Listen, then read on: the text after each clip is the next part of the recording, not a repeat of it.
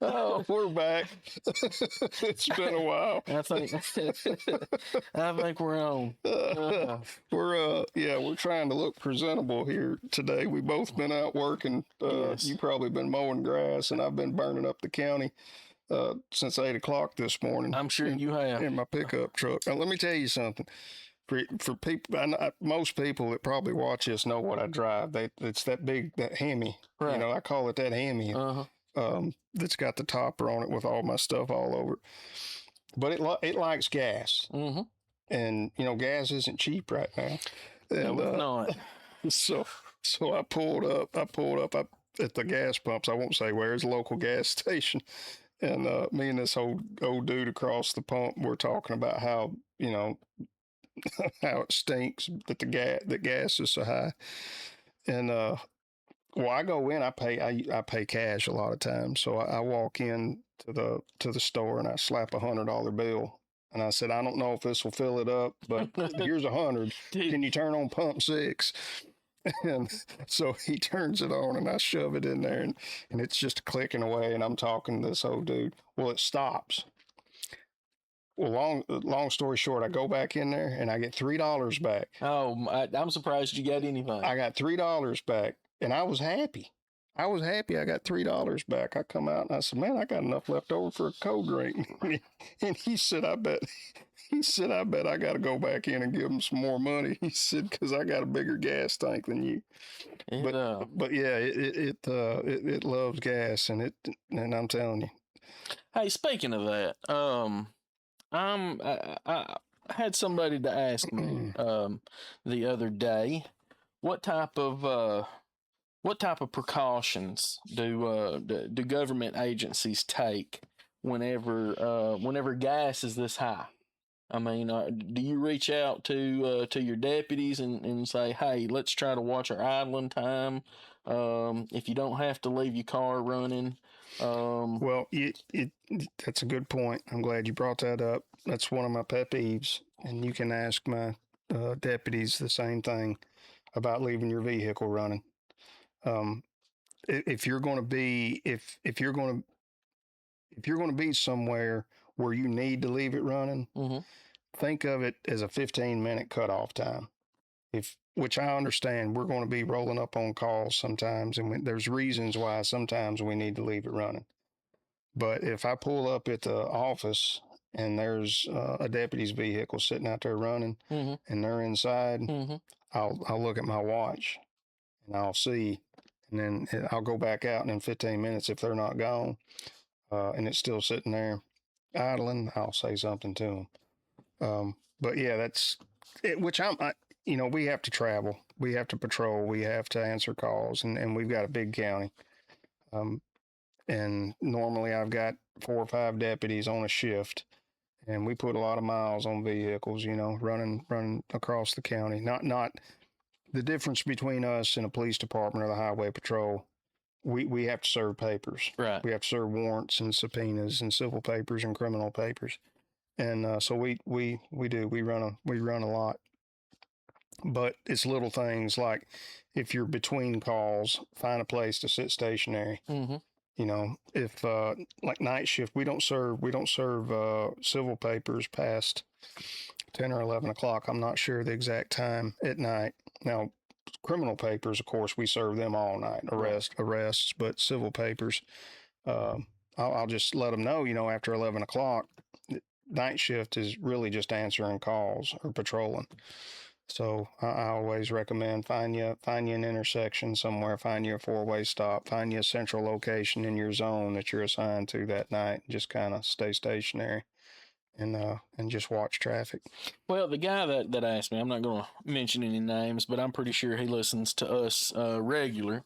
And you know, I told him, you know, as supervisors, it is our responsibility to make sure there's not wasteful spending, I guess you could call it. A lot of people don't realize, but the average V8 engine idling is the equivalent to 33 miles a gallon. With that being said, you know, you take a lot of cops who just like to stay in their car and all day long and just let it idle, that is still burning a lot of gas. So Yeah, and it's rough on the transmission too. And I also make that point. You know, when I worked the interstate, we sat in the medium for a long time watching traffic. And I had a mechanic. Don't know if it's true or not. He was a mechanic, and he told me it to be true, so I accepted it to be the truth. But he said a transmission won't get as hot sitting idling if you'll put it in neutral. Really? Yep. I mean, I've never verified that, but he told me that because those interceptors that we drove back then were bad about going through transmissions. Oh yeah. Those Crown Vic interceptors.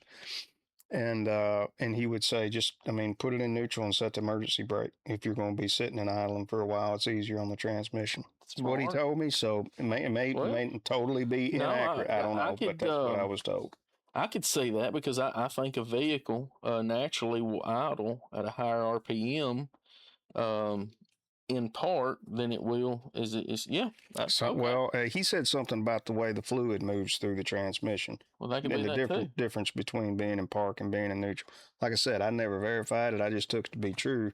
So it sounded legit. Yeah. So that was a good practice that I started. But yeah, we're not buying motorcycles. You remember there was a past sheriff that was in office when gas got really high, and they bought some motorcycles. 4 motorcycles that were bought? Maybe, I don't know. We've got one that was, I think, was maybe a donation or something.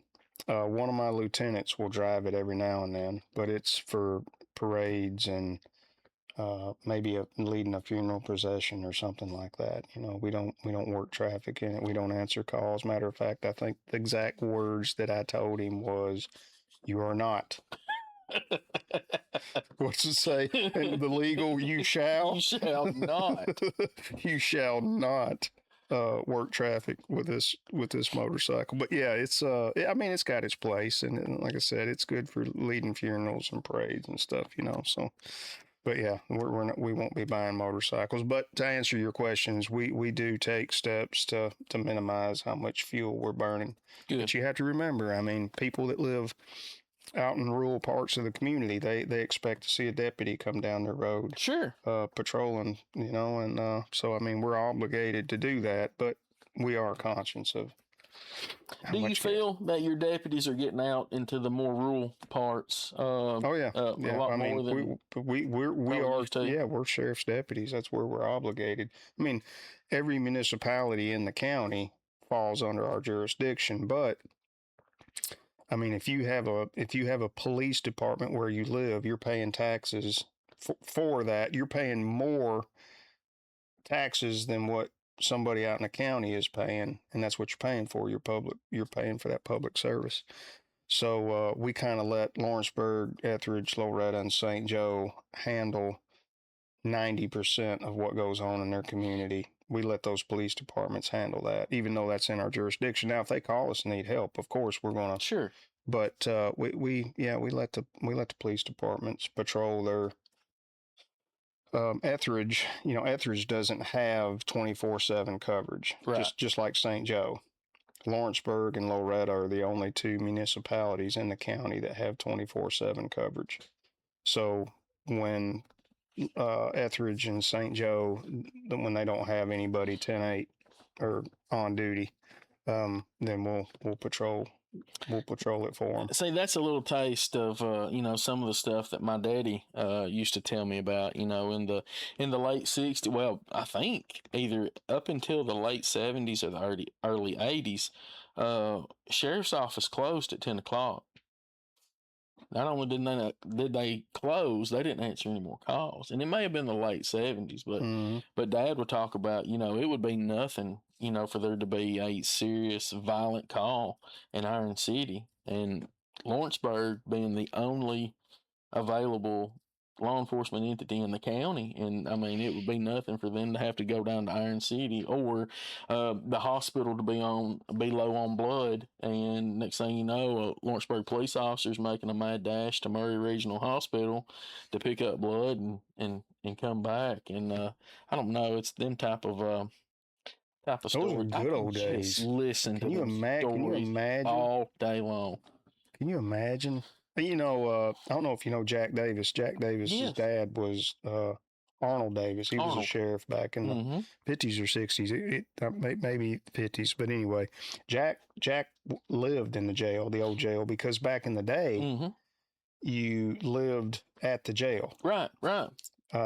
And it was like Mayberry, you know, you cooked for the inmates and I don't know if any of the listeners ever been to the old jail, but if you've never been to the old jail museum, you need to go take a tour and see how much it changed.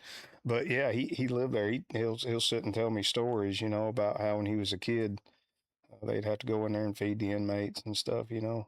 But back then there wasn't but just a handful of them Right. in There wasn't nowhere near the jail population. If I want to, man, my history education is leaving me. I think Harold Brown, if my memory serves me correct and everything I was told, I think Harold Brown was the last elected sheriff to live at the jail. And I want to say, again, if I remember correctly, the county actually bought a single wide trailer and pulled it close to the old jail for the Brown family to live in. If I'm wrong about this, I hope some of the family will call and correct me on this. But I was just, hearing that story, I was just standing there going, but we're just a good old country southern. It would have been to pull a trailer up. It would have been back in the late, you know, the courthouse opened in I think 74. And so it would have been around that time when they were transitioning from the old jail to the new courthouse and the new jail. Mike Reisner used to tell one of the funniest stories. He had a couple of stories that he would tell, and one of them was when when they opened up the new jail. He was I can't remember where. I can't remember if he was at the sheriff's department or the police department, but he worked for both. But him and another guy had a bet. The bet was who got to book the first person into the new jail. Oh, really? So when they came on shift, they were hunting somebody to arrest, and Mike told the story that he got the first arrest. You know, I don't know if you remember the big jail log. Oh, the yes, big book. Yes. I mean, it was this huge book that everybody that got booked probably the last generation that got to use that. Yeah, well, we still used it when I worked there. But it was a brand new book, brand new sheet of paper, brand new jail, very first person, and Mike got to put his name in there. Really? And, you know, without screwing that story up, this was a well-known individual, or he wasn't well-known then, or maybe he was well-known, but later on he became a figurehead in the community or something. I can't remember exactly how he talked about it. But the other funny story was when it was late at night, and the only person that was monitoring the jail was the trustee.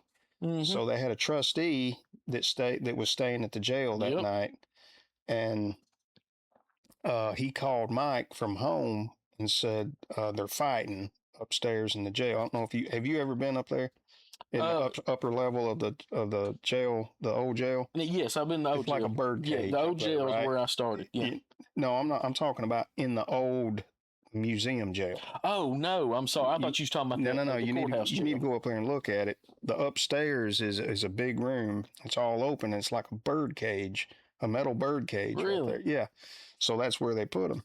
Well, there was 3 or 4 people in there fighting. They was having a knockdown drag out. Well, the trustee called Mike and said they're going to kill each other if somebody don't get up and break them up. So Mike, I think he was chief deputy. Maybe, I can't remember. Anyway, he rolls up there and he gets out and he walks up to the trustee and he unholsters his pistol and gives his pistol to the trustee, and he says, "Here, hold on that. I'm not taking that into the jail when I go up there to break him up." So he hands the trustee his pistol, and he takes his nightstick and he goes up there and goes to busting heads and gets them broke up. Somebody else, I don't know if it was the sheriff or it was somebody else pulled up. And when they got out, the trustee standing there holding that pistol, he said that whatever his name was, I'll say Otis, he said, "Now Otis, you need to put that pistol down. And he said, well, no, I'm trying. And he said, no, you need to put that pistol down. He said, I'm trying to explain to him. Mike's up there locked in with them inmates trying to get them broke up. Oh, He was more concerned with him putting that pistol down. He had so many cool stories, man. I miss that dude every day. Listen, they would, oh my gosh, they would set your certification on fire on Capitol Hill if a police officer did that these days. I know, If but that post was found out. But I mean, yeah, I mean, and you know, and I'll say this, that was a different time of people. Yeah. You know, Mike Reisner did not think one thing about, obviously he knew that trustee, okay, and knew a little bit about it. Yeah. He did not think that, I mean, in a sense, that was Mike Reisner's backup, if you think about it, you know. He didn't know, I mean, not a doubt in my mind, he didn't think one thing about handing that pistol to that trustee. I mean, you had different people back then. You had people that were in jail, but just because they was in jail, that didn't mean they wasn't good people. Yeah. But oh my gosh, can you imagine the sheriff rolling up and him standing there with a pistol and was like, "Where's Mike? He's in that jail cell."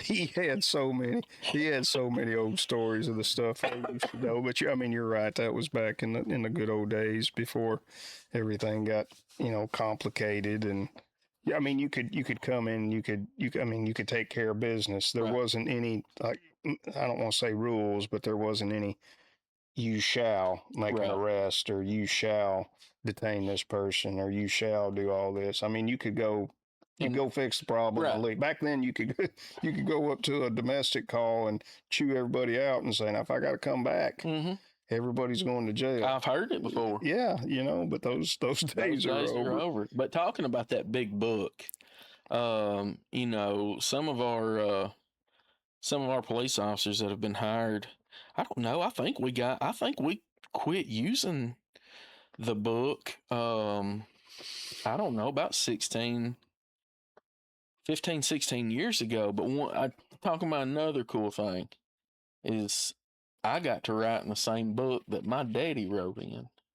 From the 60s, 70s, and 80s. The big jail log? Technically, it was an arrestee log, but it was a juvenile log. So, where the regular red ones, were about, I don't know, what would you say, 5-6 inches thick? I mean, that was a big book. The juvenile one was about half that size. And I remember, I don't know, it's probably the first or second time that I ever, because technically we don't, quote unquote, arrest juveniles. But whenever you issue somebody a ticket, the state looks at that as an arrest, a non-custodial arrest. So I don't think it was the first time, but like the second or third time that I wrote a juvenile in the book, I was like, there's no telling what's in this book. You tell it looks old. And I flip all the way to the front. And right there, about 2/3 down the page was, Patrolman Ray Grooms. And I was like, what? And then I start flipping through and I start seeing, names like Mike Reisner, Robert White, Butch Newton, Jerry Moore. And I literally sat there with that book and almost read every single page. I don't know. We probably still have them in I don't know if they'd be in the archives, or we've got a room in the jail that's got a lot of that old stuff in there. I need to go see if I can find that and get a hold of it and keep it.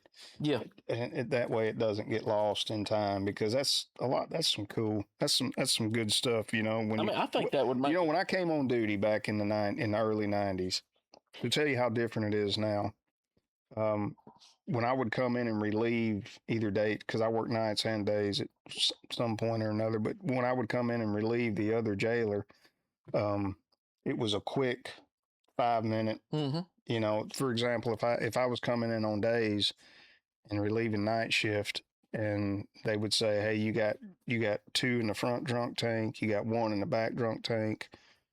We still have 3 women and 22 males, and you got 12 in this bullpen and 14 in this bull, or whatever, And as soon as he walked out, I had the jail roster, Yep. that had everybody's name and where they were at. And back then, the jail only held, I think there was 34 beds in the jail, in the old jail. And we kept it around in the 20s, and on the weekends, it might be in the mid 20s or high 20s, counting the drunks and the ones in the drunk tank. But that'd be the first thing I do when I came on shift is I would go visibly look at who's in the drunk tank, and then I would make my way back to the women's cells and put my eyes on who was there. And then the max, I think there was 6 or 8 beds in the max cells we would check. Sounds and right. then the bullpens, and they slept 12 apiece. So I would go back there and put eyes on everybody, and then check the back door that went out to the yard. And then I would come back in, and then I would look and see what time I would start going through the jail log to see what time we called them drunks, what time the drunks come in, because they had to stay 5 hours. And then you had to get them out and see if they could post bail, or you had to change them out into their jail, their jumpsuit, and then put them in the bullpen. They couldn't stay in the drunk tank anymore.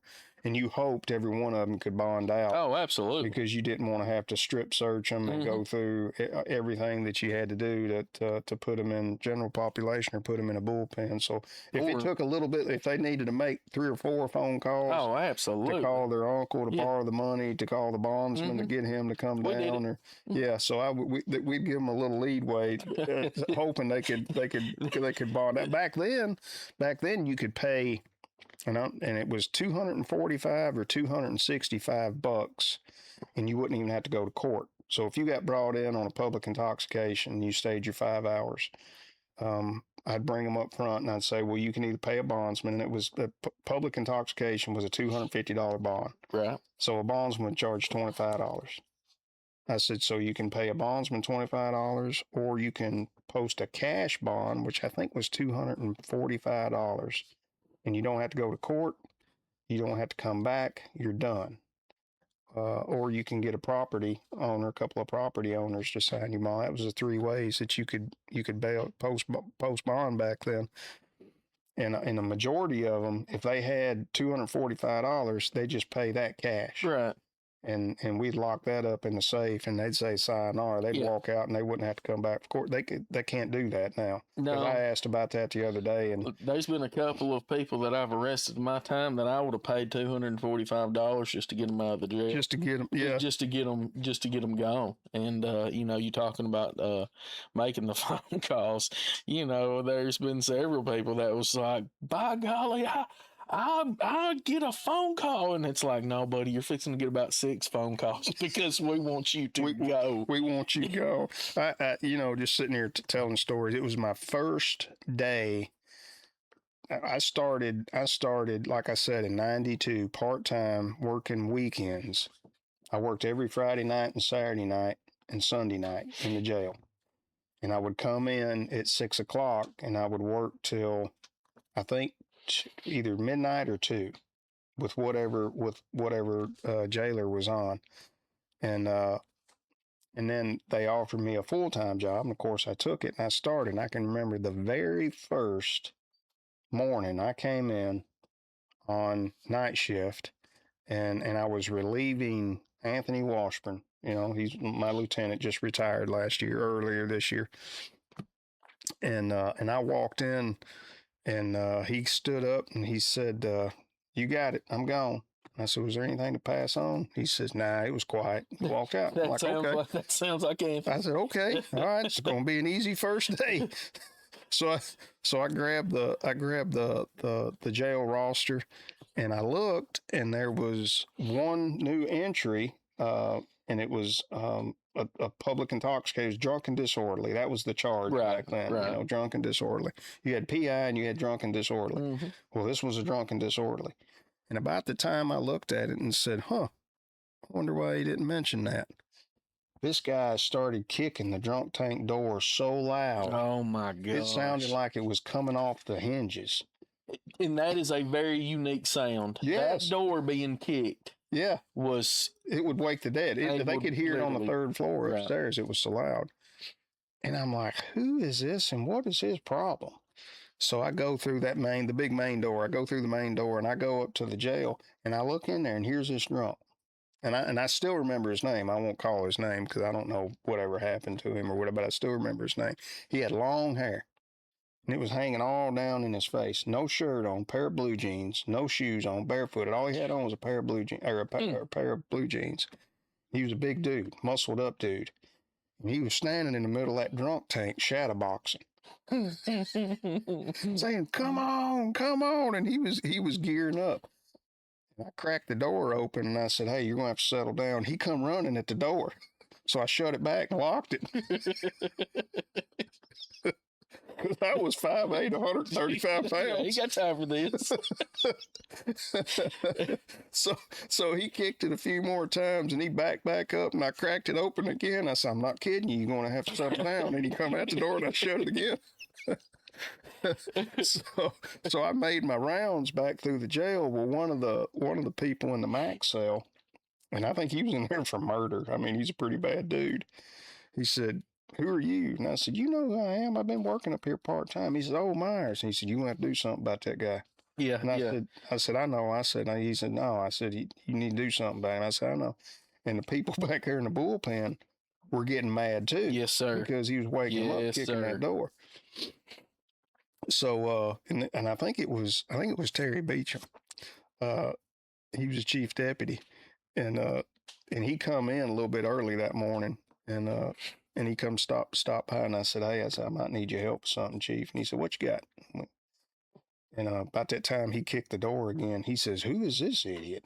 I said, well, look, I mean, I'm going to let you take a look at him. We walked back, and, it had that little bitty window. Right? There used to be a sliding door right there that you really? Yeah. The slide? Yeah, Okay. but they took that out because the jailers would. And there was a jailer, and I can talk about him now because he's dead and gone. Tiny Cummins. Okay. Big Tiny Cummins. I haven't heard that name in a while. Yeah, he would when they were back there acting up, he would say, hey, come up here to the window, I need to talk to you. And they would open it and he'd slide that door, and it was just big enough for him to put his fist through. He'd punch him in the mouth and shut the door.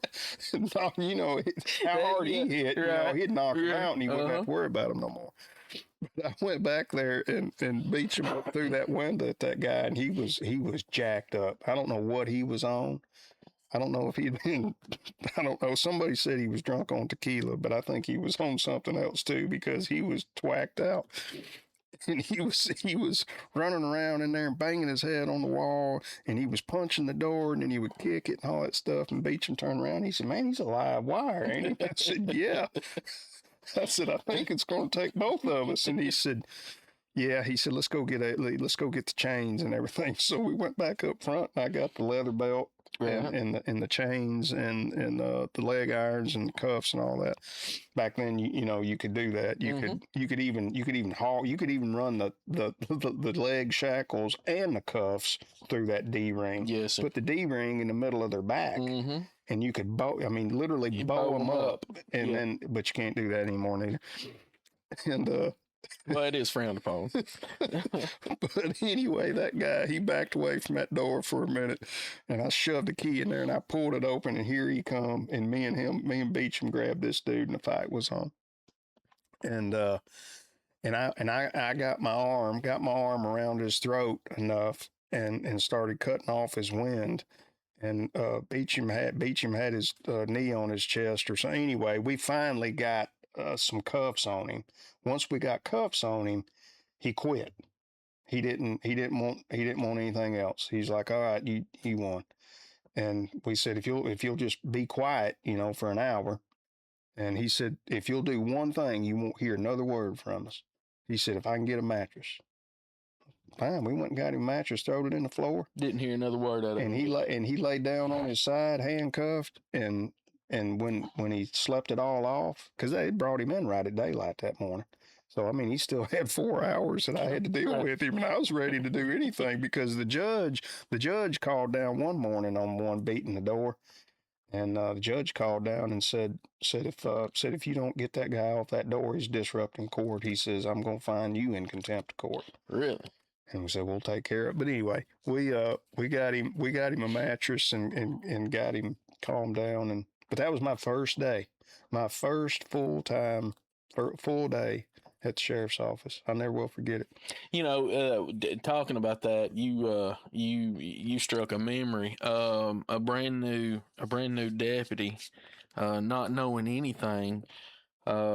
But back at that time, if something was going on in the jail, and sure, like it is now, but back then, because they only had two jailers, we were more apt to have to help in the jail than probably the street deputies are at this point, because your jail is staffed, pretty good. Mm-hmm. But no, there was this one time, and where this one little old jailer, I ain't gonna mention any names. They had somebody in the drunk tank, and like you said, that whenever they would put their back to that door and mule kick that door, I mean, good grief, I'm sure you could hear it at Herb's Corner. Mm-hmm. I mean, it seemed like it shook the whole concrete building. So we were actually booking one in, and this guy starts kicking on the door, and I go back there. I asked the jailer, are we going to do anything about that? He's like, I'm not messing with that. I ain't getting hurt tonight. I was like, well, okay, what's behind door number 3? Obviously, it was a concern. And I'm not going to mention that person's name, but I remember the bullpen yelling at me. And I go back there, I'm like, what's going on? And these guys are like, you better tell him to stop. And I mean, you better tell him. I mean, they were mad. I'm like, what am I supposed to do? And finally, this one big old fella that was sitting back in, one of the bullpen cells, he stands up. He said, I tell you what you can do. Bring him back here. You open up that door and you let him come back here to us. And you won't hear another thing out of him. And we wasn't able to do that night, but I believed, just as well as I know Jesus loves me, that if we would have sent him back to that bullpen, we'd have probably heard something for about 30 seconds, but we wouldn't have heard nothing out of him for the rest of the night. I remember one time I had a guy back there that we hog tied him, right? Running shackles through. He wiggled his way up on the floor to the drunk tank door so he could kick it. And and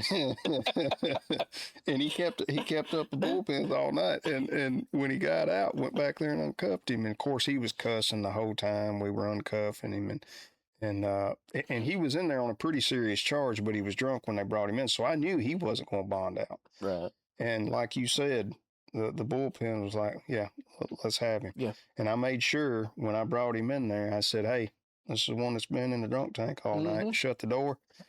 And they come out. I don't know if you remember the back cells, and they come walking out of them back cells, and you see the look on that dude's face, like, oh no, And I just walked on up front. That scene in some of them scary movies where the spirits start coming out of the walls into the room. That's exactly what it looks like. That's what happened. But everything's automated now, and I tell people all the time, if you've never been in the jail, come take a tour. That's something that you offer tours? Oh, yeah. Really? Yeah, we implemented that a long time ago. You just have to call ahead, and we try to wait and get a group of 5 or more. But I mean, if I have adults that'll bring their teenagers in that they're causing problems and getting in trouble. Okay.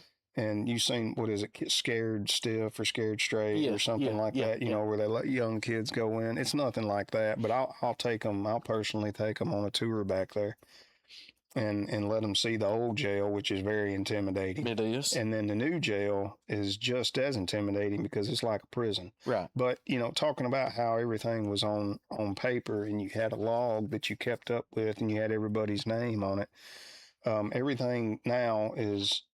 So we have these, I don't know, there's some kind of a digital receiver mounted on the walls at each door where the inmates are.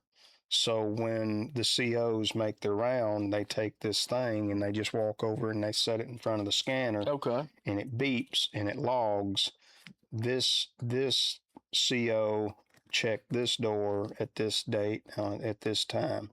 Of course, they still have to go make physical contact with each and every inmate, but it logs it itself. They don't have to walk around with a chart like I had to input, checked them at this time, checked Right. it at this time, brought breakfast at this time, got this one, new clothes at this time. I mean, you had to keep up with everything. Now it's all automated. I Does it wonder all. if they'd have had that in Jeffrey Epstein's jail, if that would have made a difference.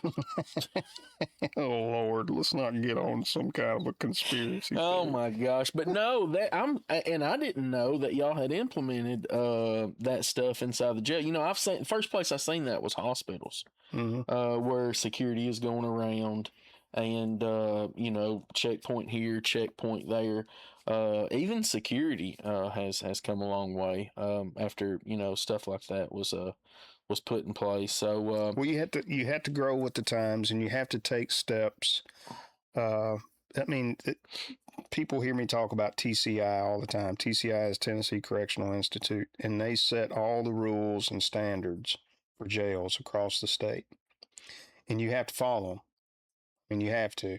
I mean, you can choose to if you want to be a sheriff and you want to challenge that stuff. If you want to if you want to get elected, and I wasn't this bad, but I kind of had an idea how I wanted to run the jail when I got elected, and I found out that I couldn't. But and I mean, you could fight it. I mean, the sheriff's got a lot of power, uh, but there's some hills that you don't want to die on, and that's right, not going to be a hill that I want to die on. right, They set the standards and the policies and the procedures and the laws pertaining to jails. And if you don't follow them, they'll decertify you. And if you get your jail decertified, then you can't keep prisoners in it. That means you got to keep them in different jails across the state, and that costs taxpayers a lot of money. a lot of money. So we don't want to do that. Jail's already been decertified once. It got decertified back in, thus the reason why we got the new jail Okay. in 2010. Yeah, the jail was decertified. Remember, they had to have the Oh, yeah. temporary holding facility out at the Perry dump. County made a lot of And money off of and us the other jails, during that time. they were trucking inmates all over the place. So it's a big hassle and a headache. But with the times changing, you got to change with them. Mm-hmm. So this new checkpoint system that y'all got, is that something that the state said you shall, No, or that something no, that it's you took just upon steps yourself to steps just that we took have a better jail? to make it, because I mean, anybody that knows anything about this line of work is documentation, documentation, documentation. Right. You got to document everything you do.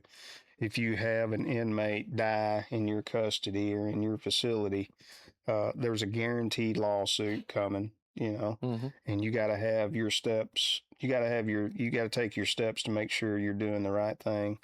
And I mean, no, I mean, we don't want a death in the jail for a lot of different reasons, but the little things that you can implement, that so the taxpayers don't have to foot the bill for a lawsuit, Right. But when we go to these conferences in February, there's all kinds of new technology out there for jails, to make it, number one, easier, number two, more transparent, number three, helps you out in some kind of a legal battle if you have something. We had, I mean, we've really been fortunate since I've been in office. I think we inherited a lawsuit prior to me getting elected, and then I think we've only had a couple, and they weren't real big ones. So if whatever steps we can take in the jail to keep the inmates safe, number one, and number two, keep from getting sued, then we're going to do it. But yeah, the technology out there is insane. It's insane. There's a machine. I don't know if you remember the COVID pandemic, the epidemic or whatever. There was I'd like to forget it. that brought on a whole new array of stuff that you can buy for your jails. I mean, just it's crazy how much stuff's out there. But I mean, I like to think our jail is probably in the top as far as the size and the capacity. The way they built it was really good. It's a good jail. It's a good jail, and our numbers right now we're under capacity, so it makes it a little bit easier. Well, on and the when we're staff under to a point when we're under capacity, you know that saves taxpayer money. But speaking of that, a while back we were talking about that you were trying to put some things together, to maybe be able to house like certain inmates and federal, probably get some money off of that Yeah. as well. How's that looking? Well, it's all still we're still in a holding pattern with it. We've done everything that we're supposed to do, and we're just waiting. You know, that 287G program. You know, we was on a holding pattern with that for a while, and we finally got all that reviewed and approved, and we've got all that locked in. I've been waiting on the marshals for a long time to come and do an inspection on the jail to look at possibly holding some federal inmates. But, you know, I've learned patience with this job Oh yeah, because I'm a now guy. I like things now. Mm-hmm. Yeah. But it don't work like that when you're when you start dealing with entities that have letters, you know, referred to them more often than their name. Yeah, they cut their name shorter because usually the work they do takes longer. well, Love them. Anytime you're dealing with Love them, but that's the way it is. You know, a lot of times people ask me, they'll say, "Why does everything move at a snail's pace with government, even local government?" And I say, "It's taxpayer dollars. Mm-hmm. You're dealing with taxpayer dollars. Right. You screw up, you'll get indicted. You'll definitely get sued. You might get indicted if you screw up with taxpayer dollars. So you got to check, recheck, and double check every time you spend taxpayer dollars. And that's the reason why a lot of times it just moves slow. You know, if I want to buy a new product and put in the jail, there's a procedure in place that you have to follow. You know, I have to, if it's over a certain amount of money, I got to put it out to bid. First, I got to get approval to put it out to bid. Then I got to put it out to bid. And then once the bids come in, then we gotta look at all the bids, and we gotta decide which one, you know. And then there's a contract that we gotta sign, and then you gotta negotiate the contract. And there's a whole lot. It's the reason why it takes long. I've been trying to get the facelift done on the front of the sheriff's office for over a year. Right. I can remember when you first started talking about it. And we got the money to do it. And the last I heard was that we were waiting on the blueprints. Once we got the blueprints, then we could put it out to bid or something. I don't know. But I know that jail looks the same that it did when I worked there. That front, not the jail, but the front, the double glass doors and the brick on the right, and that balcony that's going to fall down and kill somebody one day if we don't hurry up and get it fixed, because it's got about 4 inches of sag in it, you know, because it's 70. It was built.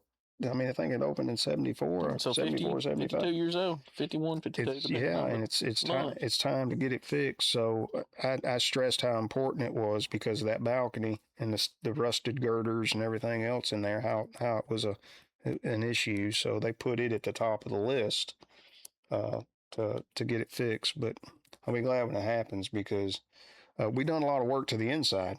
I don't know if people watching have seen the inside of the lobby. I mean, we spruced it up, painted it, put a different floor on it, got some stuff in there that makes it look more patriotic and doesn't look as depressing. But when you pull up to the front, it still looks depressing. Hey, you know what I think would look good? If you went and found that logbook and put it in a display case. Put it in a display case and maybe, you know, mounted it on the wall or something, like for the first jail entry. I think that would look good. I think Reisner would be proud. Oh, it'd be great. I wouldn't even know where to work. I guess I could look at the archives or something. I don't know if we would have anything going back that, but I can get with Curtis Peters at the old jail museum and see if they have any. Yeah, you're right. That'd be pretty cool to put in a display case on out front. And see, that's just like, you know, a lot of people don't know this. Some of our older hands do. The city had its own jail.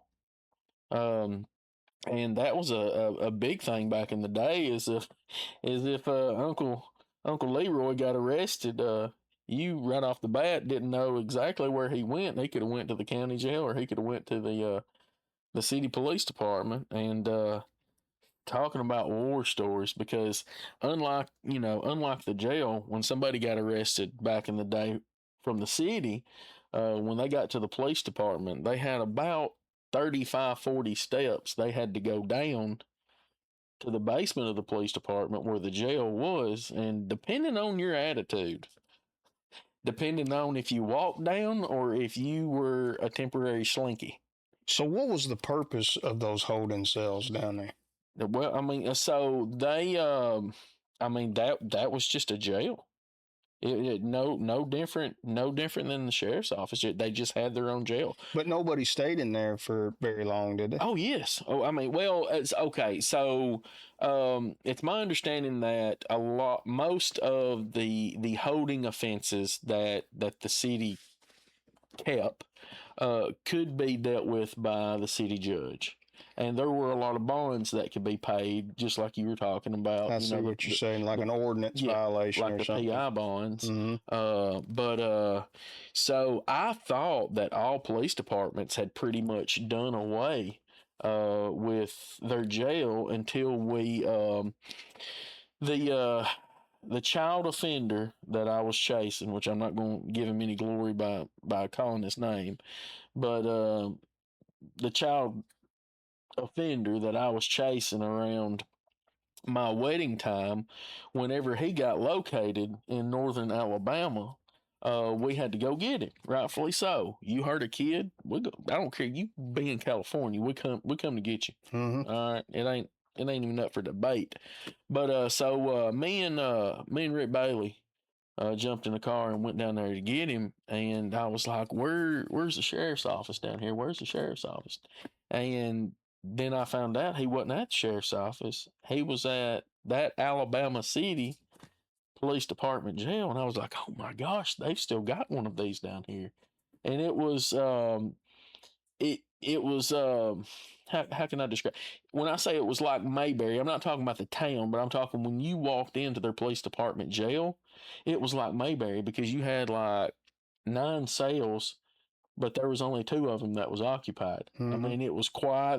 They had like one jailer, and beside the fact that we were picking up somebody that did something atrocious to a child, at the same time, I was like, man, this is pretty neat because this is probably what my daddy got to look at whenever he was booking people.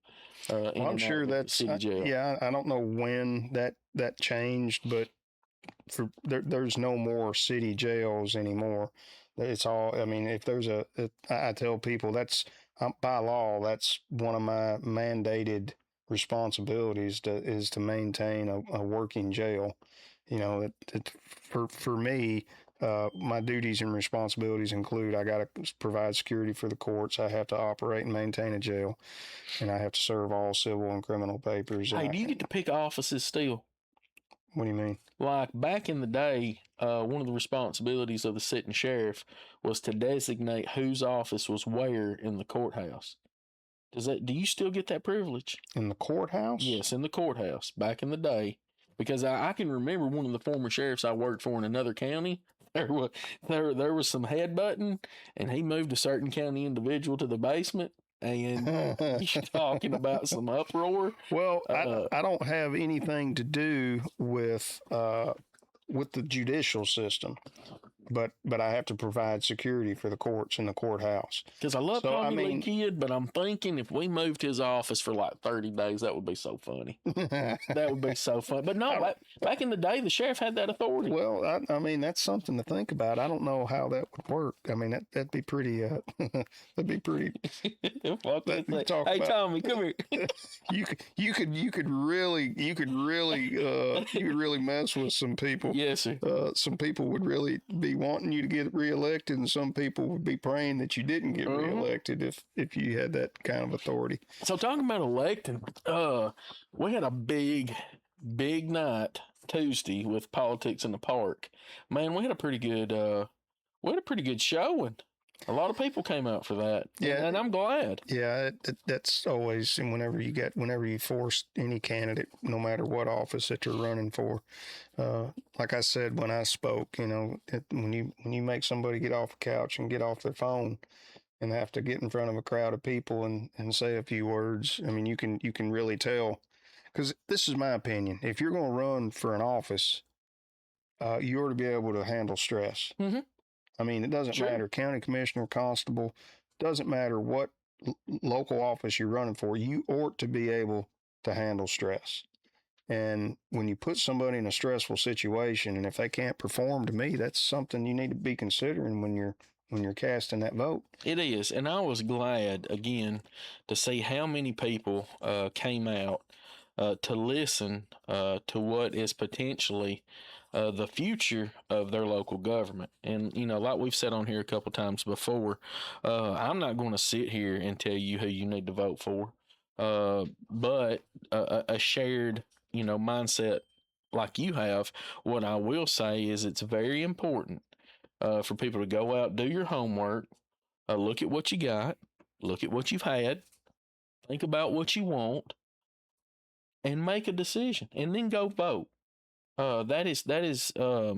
You got to vote, and we're less than a week away from the May primary. Yes. And I'm telling people, there's a handful of races in this May primary that very well may decide who's going to win in the general election in August. Absolutely.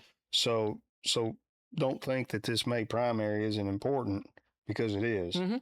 And you know, we need to do better as a county. We need to do better as voters in this community, getting out and voting, because there's 20 something thousand registered voters in this county, Yep. and there's about 3,000 people that vote That's crazy. in the May primary.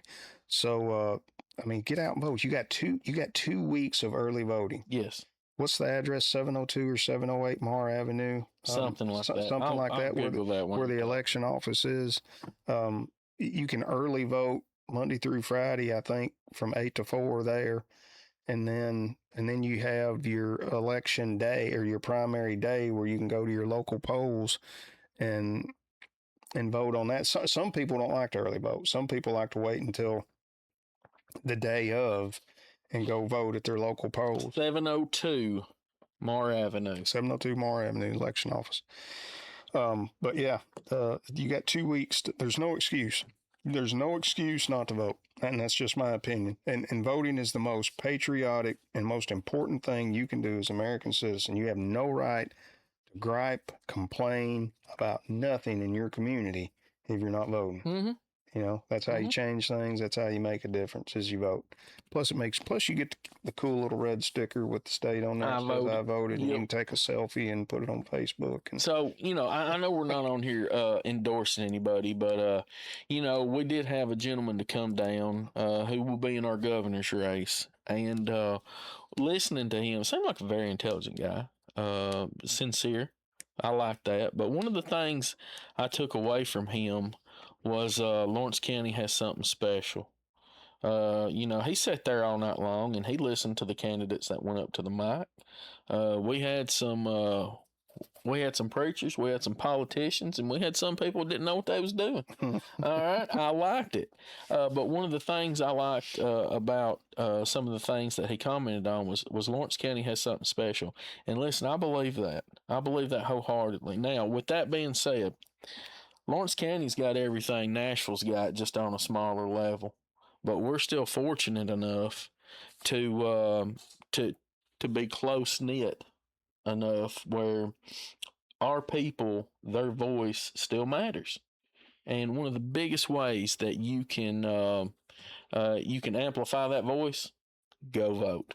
Yeah, go vote. Like I said, you don't have any right to complain about nothing in your community if you're not voting. Yes, sir. And he's right. You know, I didn't get to listen to all his stuff. I got pulled in a different direction while he was up there speaking. But I mean, we don't need somebody from out of town to come here and tell us that we got something special. You're right. Lawrence County is such a cool little area, and when you talk about local government, I'm telling you, people, you couldn't fathom how some other counties have so many problems with their government. I mean, to hear some of the stories when I go and with the other 94 sheriffs and get together and we sit in the lobby and we talk about how things are going in our communities, and to hear some of the stuff going on across some of the other counties in this state is unreal. And I love being able to say, we don't have none of that. We don't have none of that. Yeah, I mean, we got 18 commissioners. and the county executive, and there's little issues back and forth, but major problems, we don't have none of that. We don't have none of that. I mean, I like to think we got a good working relationship with pretty much everybody else in the county, and as far as government goes in this county, I mean, I'm not bragging on anybody that's in government right now, but we ain't had a tax increase in a really long time, and that's a good thing. That We're is a about good out of thing. time. We got anything this weekend that we need to tell? We got breakfast at the West Point West Community End, Club yes. and the Hannibal Community Club. Y'all have a good day. Thank you.